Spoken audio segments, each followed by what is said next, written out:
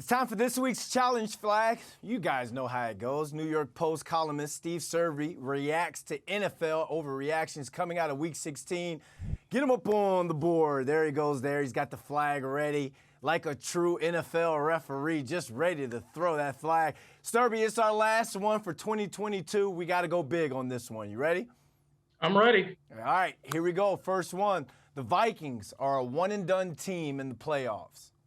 Well, I'm going to hold on to the flag on this one because the Vikings are 31st in yards per game allowed, 281.5 passing yards allowed, 24.9 points per game allowed. Only 4 teams are worse. Now, we love Justin Jefferson. I think he's the best player in the league. And as he showed against the Giants, he's virtually uncoverable. And the Vikings can come from 33 points down. We've seen that. But I'm sorry, with that defense, they're very vulnerable. No skull for Vikings fans. The defense is what the Gen Zers call suspect. Absolutely. All right, let's stay in the NFC North. The Lions will still make the playoffs. Oh! Gotta throw it. As much as it hurts, look, they had their chance. The Carolina Panthers rushing for 320 yards against them. That's just not sufficient. And now they've got Justin Fields, and Justin Fields is going to run for 320 yards if they tackle the way they tackled against the Panthers. But even if they're still alive in the final week of the regular season, it looks like a win and in-game looms at Lambeau Field.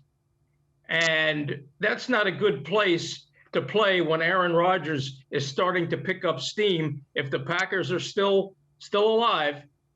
Now, Jared Goff has a well-documented history of poor play on the road in cold temperatures. He kind of dispelled a little bit of that last week. Threw for 300-plus yards against the Panthers, 3 touchdowns. But who do you trust, Jared Goff or Aaron Rodgers in a winner-take-all game at Lambeau Field? That's not a Lambeau leap that I'm going to be taking with Jared Goff. Yeah, I'm going to have to go with Aaron Rodgers on this one. So it sounds like there's not going to be a parade on 8 Mile Road this season. All right, let's go to Florham Park. Mike White will save the Jets season. What? Zach Wilson is not starting? No, he's out. Wow. And if Zach Wilson comes off the bench, he'll be penalized because he's not even the number 2. You look. I've all year I've maintained the Jets are a playoff team. I'm not going to abandon them now. If it comes down to a win or in-game in Miami, I'm going to believe in Mike White. I hope he wears a flak jacket to protect his ribs. I hope he stays in one piece. He's not going to be rattled by the 12th man in Seattle. And maybe Geno Smith will be a little bit too eager in his revenge game against the Jets, the team that drafted him, of course. Now, what the Jets have to hope for is the Patriots to beat the Dolphins, and then the Bills will still be playing for a number 1 seed going into next weekend, probably. So the Patriots would have to go to Buffalo and beat the Bills, and I don't see that happening.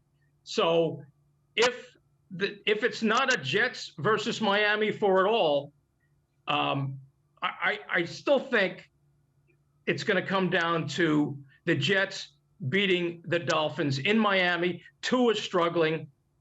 Forget about all those other scenarios. If the Jets win out, they're in. So forget what I said about the Patriots and Bills. I don't even know why I brought that up. If the Jets beat the Seahawks and the Jets beat the Dolphins, they're in. And I think they can beat both, especially the way Tua has been playing. And the Jets have shown that they can be road warriors this season. So, yes, Mike White will save the season. If he can pull that off, he'd be the coolest Jets quarterback since Flash Gordon. I can't remember what movie that was, but I remember it just popped up in my head. All right, let's move on. Broadway Mike? Anyone? Broadway Mike. Hey, let's trademark it now, Serby. We can make some money off of that. The Chargers will play spoiler in the playoffs. Oh, absolutely. I love the Chargers. Justin Herbert, I mean, he can make every throw there is and then some, even though he didn't throw any touchdown passes last night against the Colts. But he's got Keenan Allen and Mike Williams healthy again. He's got Derwin James back. He may get Rashawn Slater and Joey Bosa back in time for the playoffs. This is a very dangerous team. And they're gonna ruin somebody's January without a doubt. They're good for at least. I can see them winning one game. Absolutely. All right. Last but not least, you got all of #TogetherBlue watching this one. The Giants will reach the playoffs for the first time since 2016. You know what? You're letting me throw this flag only one time today because. Yes, the Giants are going to be in the playoffs. They're going to beat the Colts.